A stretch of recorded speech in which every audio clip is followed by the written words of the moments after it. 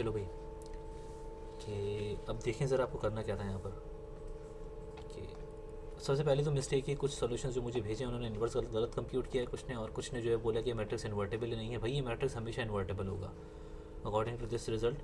This आपके पास change of basis matrix आपके पास हमेशा ये इन्वर्टेबल होता है, ठीक है ना। तो ये इस तरह से नहीं होगा कि मैट्रिक्स इन्वर्टेबल ना हो।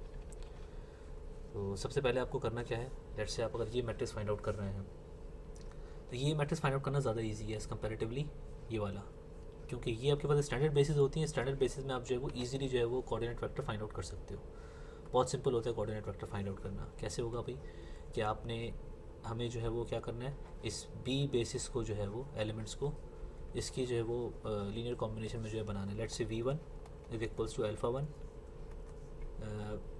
E1 plus alpha 2 E2 plus alpha 3 E3। तो यहाँ से आपके पास जो अल्फ़ा 1 अल्फ़ा 2 अल्फ़ा 3 है वो इस तरह से आ जाएंगे। Let's say V1 is 1 1 1 1 1 minus 1 equals to, so alpha 1 times E1 is 1 0 0 plus E2 is 0 1 0 plus E3 is 0 0 1। तो यहाँ से आपके पास अल्फ़ा 1 अल्फ़ा 2 अल्फ़ा 3 क्या नज़र आ रहे हैं क्लियरली। तो अल्फ़ा 1 आपके पास जो है वो 1 हो जाएगा, अल्फ़ा 2 आपके पास जो है वो 1 हो जाएगा, और अल्फ़ा 3 आपके पास क्या हो जाएगा -1।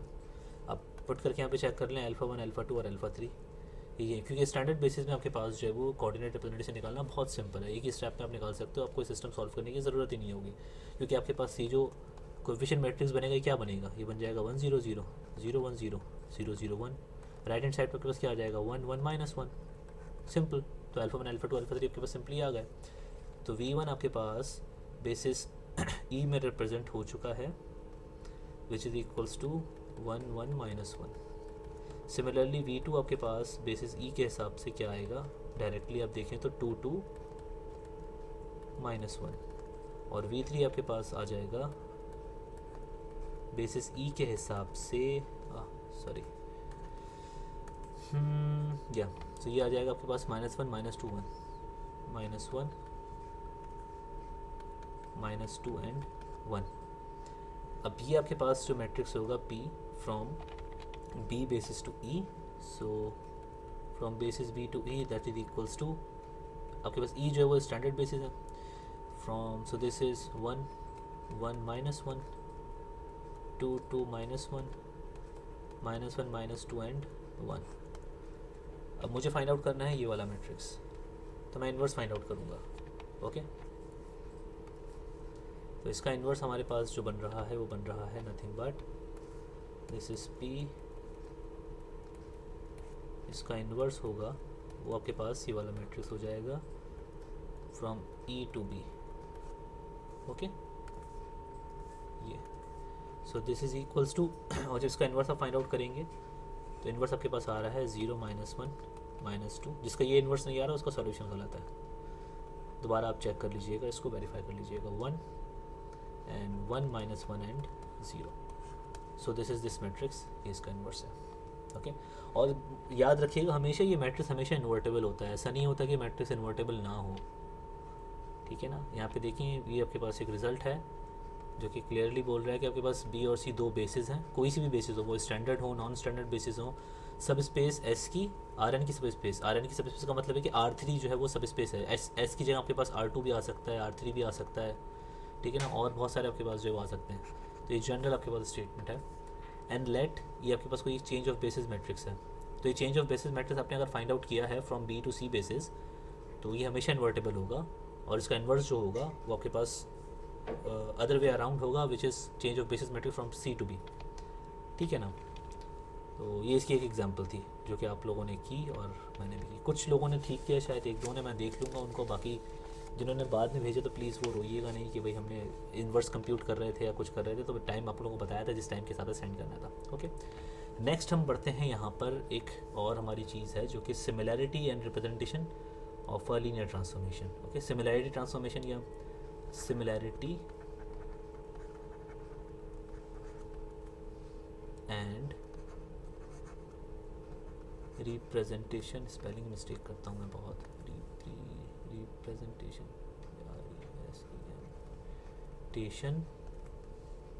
Of representations of linear transformations.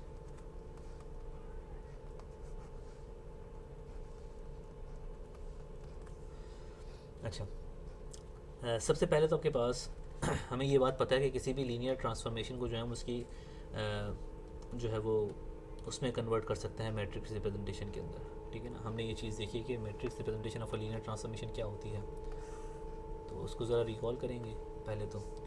उसके बाद फिर हम जब नेक्स्ट क्लास होगी तो मतलब मेरा जो नेक्स्ट ट्यूटोरियल होगा मैं तो यहीं से कंटिन्यू करूँगा, सर ने जिस तरह से चीज़ें पढ़ाई हैं उसकी एग्जाम्पल से डिस्कस करके, ठीक है। ज़रा देखिएगा यहाँ पे हम इसको एक एग्जांपल के थ्रू जो डिस्कस करते हैं। लेट्स सपोज अभी हमारे पास तकरीबन 6 मिनट है, ठीक है, हो जाना चाहिए। सो एग्जांपल जो हम यहाँ पे ले रहे हैं वो है कि let t is a transformation from R2 to R2। ये आपके पास एक ट्रांसफॉर्मेशन है और डिफाइन आपके पास इस तरह से tx, y that is equals to 2x plus y, x plus 2y। Okay, so ये आपके पास by the way linear operator भी है, क्योंकि लीनियर ट्रांसफॉर्मेशन है, सॉरी लीनियर ऑपरेशन नहीं, लीनियर ऑपरेटर, क्योंकि ट्रांसफॉर्मेशन आपके पास ये लीनियर ट्रांसफॉर्मेशन हो और वेक्टर स्पेस V से वेक्टर स्पेस V पे ही अगर हो, दैट मीन्स कि वो लीनियर ऑपरेटर बोलते हैं उसको आप, ठीक है ना। तो हमें कंप्यूट क्या करना है, let's compute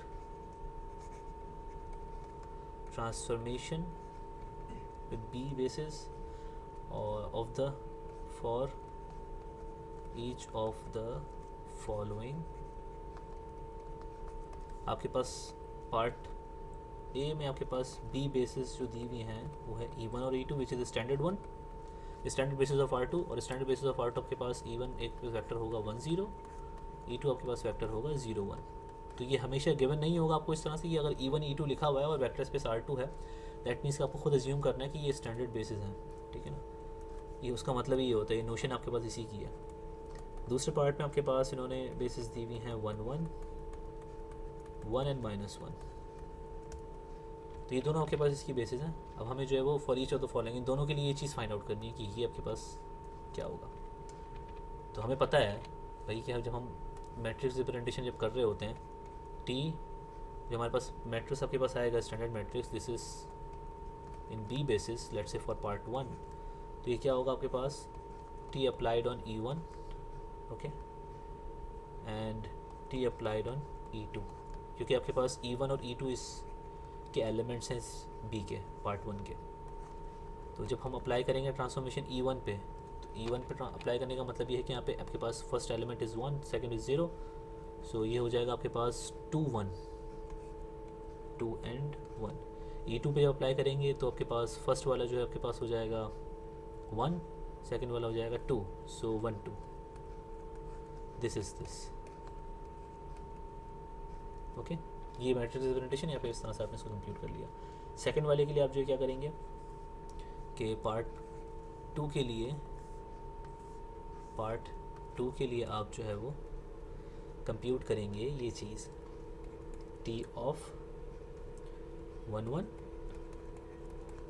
and T of, इसके लिए आपको टी ऑफ E1 कंप्यूट करना था और टी ऑफ E2 कंप्यूट करना था, तो आपने करके डायरेक्ट अभी सब्स्टिट्यूट कर दिया। स्टैंडर्ड बेसिस में करना आसान होता है हमेशा से। सो दिस इज़ 1 एंड -1, तो टी ऑफ 1 -1 आपके पास क्या होगा, टी ऑफ 1 1 आपके पास आ जाएगा जब आप यहाँ पे 1 1 सब्स्टिट्यूट करेंगे x की जगह y की जगह, so this is 3 and this is 3, so 3 3 that is equals to 3 3।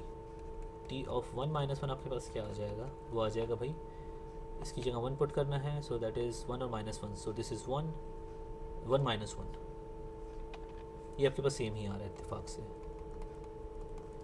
सो आपके पास t जो है, अब आपको ये चीज़ जो है वो चेक करनी है किस तरह से। अब next we must represent this factor in basis b, so इस 3 3 को अगर आप इस तरह से लिखें equals to 3 1 1 plus 0 times 1 -1, okay, because ये इस तरह से जो है वो लिखा जाएगा जब भी आपके पास ये वाला वेक्टर बनेगा 3 3। हमारे पास जो ये वाले वेक्टर्स हैं इनका लीनियर कॉम्बिनेशन आपके पास जो आना चाहिए वो किस तरह से आएगा भाई, वो इसी तरह से आएगा कि 3 3 है तो 3 3 आपके पास ये वाला वेक्टर, इनके लीनियर कॉम्बिनेशन जब बनेगा तो ये वाला वेक्टर वैनिश होना चाहिए, तभी आपके पास ये आना चाहिए। तो यहाँ से आपके पास जो कोऑर्डिनेट वेक्टर बन रहा है वो बन रहा है 3,0। This is the coordinate vector because scalar आपके पास 3 और 0 आ रहे हैं। सिमिलरली आपके पास सेकंड वाले को देखें, 1 -1 वाले को, सॉरी 1 and -1 के लिए ये होगा 0 1 1, 0 टाइम्स 1 1 प्लस 1 टाइम्स 1 -1। ओके, तो यहाँ से आपके पास जो कोऑर्डिनेट वेक्टर बन रहा है वो बन रहा है 0 एंड सॉरी या 0 and 1 नॉट -1 दिस।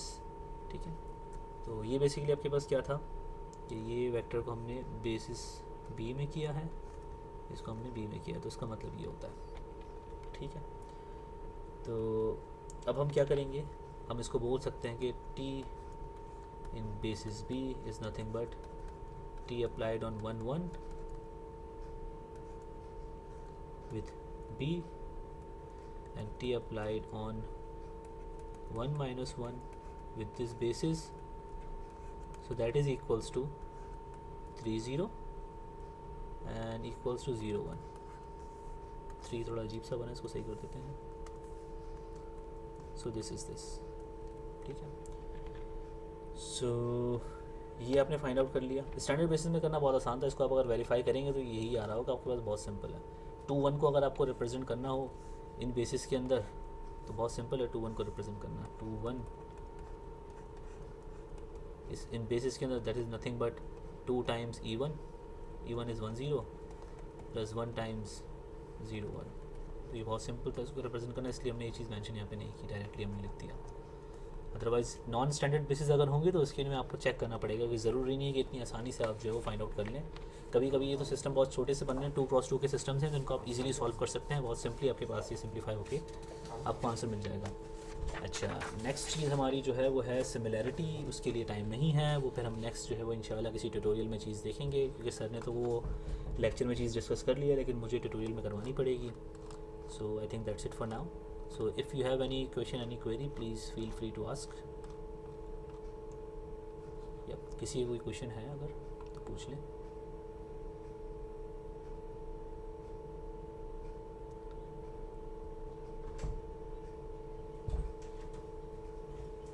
नहीं है तो फिर हम इस सेशन को जो है वो एंड करते हैं।